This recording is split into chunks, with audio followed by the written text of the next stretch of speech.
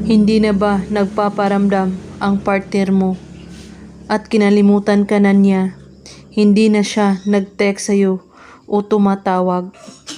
At gusto mo bang tumatawag siya sa'yo at i-chat ka?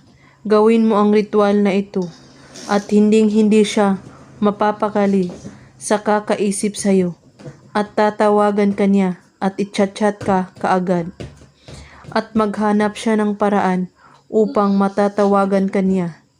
Kailangan buo ang inyong paniniwala sa paggawa nito at walang ibang iniisip at pagdududa.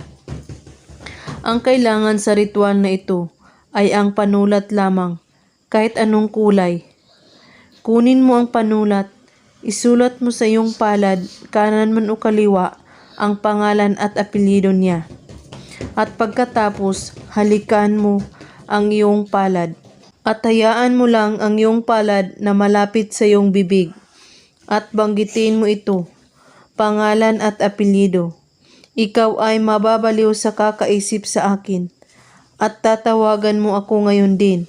7 beses mo ito ulit-ulitin sa pagbanggit. At pagkatapos, hayaan mo lang itong mabura sa iyong kamay. Gawin lang ito kahit anong oras at araw, basta't bago kayo matulog. At kailangan buo ang inyong paniniwala sa paggawa nito at walang pagdududa. At kung may katanungan po kayo ay magko-comment lang po sa baba. Maraming salamat sa panunood. May God bless us all.